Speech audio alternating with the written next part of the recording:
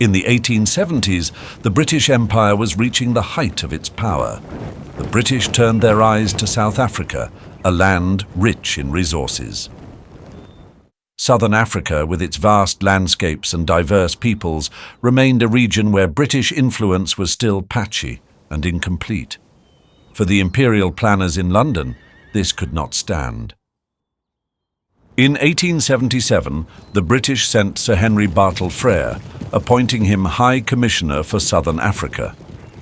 But Frere was not sent merely to observe, he was sent to act. His mission was to bring the existing British colonies, the Boer republics, and the powerful indigenous African kingdoms under a single unified British authority.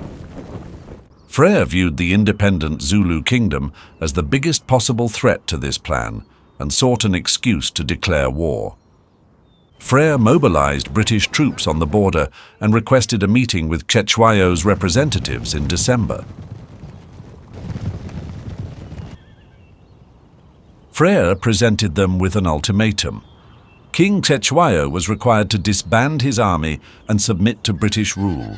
The ultimatum was harsh, demanding radical change in the Zulu way of life, and it was intended by Frere that Cetshwayo would reject it. And on the 11th of January 1879, the ultimatum expired, and British forces, under Lieutenant General Lord Chelmsford, entered Zululand in 3 columns. The main centre column under the command of Lord Chelmsford consisted of approximately 7,800 men. They crossed the Buffalo River into Zulu territory near Rorke's Drift and made camp on the far side of the river. Chelmsford was determined to attack Sihayos Kraal, which lay some 8 kilometers from his camp. He intended this to secure his left flank for the advance upon the Zulu capital of Ulundi and as a punitive measure against Sihayo. A reconnaissance party of the Natal Mounted Police under Major John Dartnell was dispatched on the first day of the invasion. Dartnell's force approached Sihayos Kraal along the Bashi Valley and returned to Chelmsford's camp. He reported hearing war songs being sung by a large party of Zulu in the valley, but could not locate them. Other scouting parties sent out in other directions captured a large number of Zulu cattle. Chelmsford ordered a force, commanded by Colonel Richard Thomas Glynn, to leave the camp at 3:30 a.m. on the 12th of January. This force was a mixed force of troops of the 3rd Regiment Natal Native Contingent, commanded by Major Wilson Blackhand, and some irregular mounted infantry, commanded by Lieutenant Colonel John Cecil Russell. Chelmsford accompanied the force. 4 companies of the 2nd Battalion, 24th Regiment of Foot, also joined the force marching to Sihayos Kraal.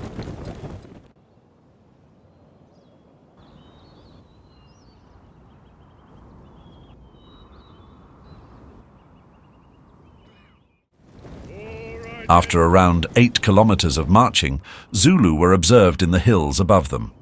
Chelmsford ordered the force to prepare for action. Whilst Glynn and Chelmsford consulted on their battle plan, the Zulus taunted the British, shouting, "Why are you waiting there? Are you looking to build kraals? Why don't you come on up?" The Zulu defenders were commanded by Mkumbika Zulu Sihayo, one of Sihayo's sons involved in the Natal raid. Chelmsford and Glynn were determined to clear the Zulu from the gorge before proceeding to the kraal to burn it.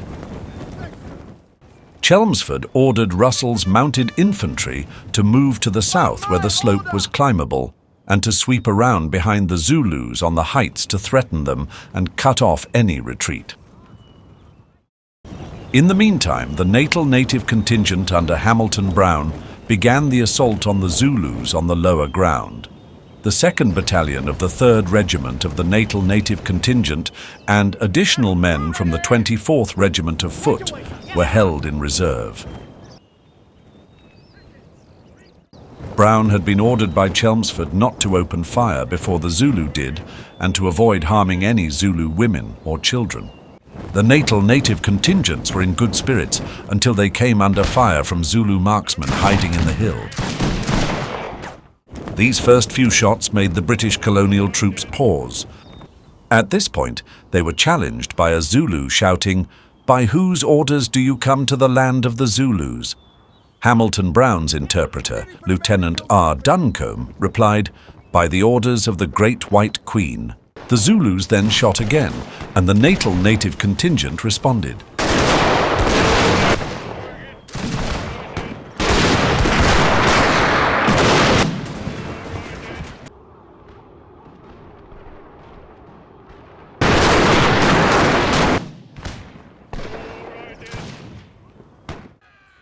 The Natal native contingent became pinned down, but Hamilton Brown led one company to assault the Zulus in the rough ground.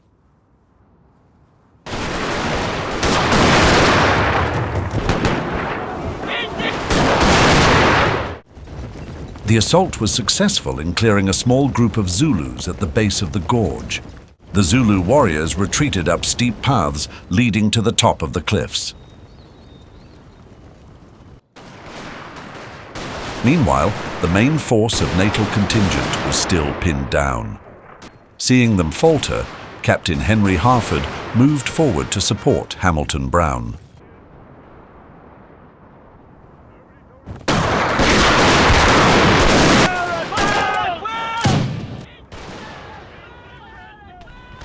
Harford managed to rally a group of Natal native contingent men and made some forward progress.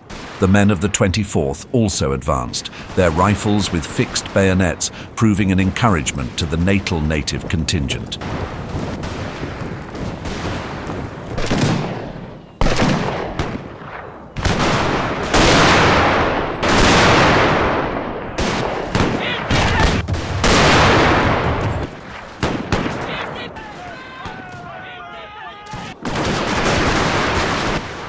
Slowly, the British force pushed the Zulus back, and they reached the top of the hill.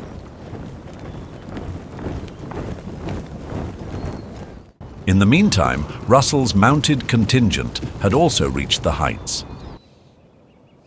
They soon came under fire from a party of 60 Zulus on rocky ground. They dismounted and advanced in skirmish order, returning fire.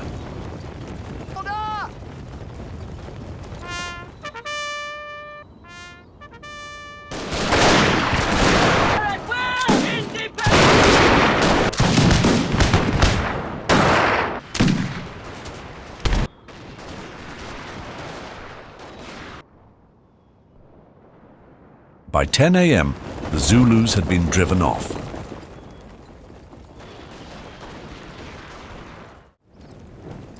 After the action, a force of 4 companies and part of the 2nd Battalion of the 3rd Natal Native Contingent, under the overall command of Colonel Henry Degacher of the 24th Regiment, was sent to Sihayos Kraal with orders to raze it. This was witnessed by men of the 1st Battalion who, being on higher ground, could see that the kraal was unoccupied and good-humouredly mocked their comrades. Degacher's men then marched into the kraal and burnt it to the ground. The entire force marched back to its camp by the Buffalo River, reaching it by 4 p.m.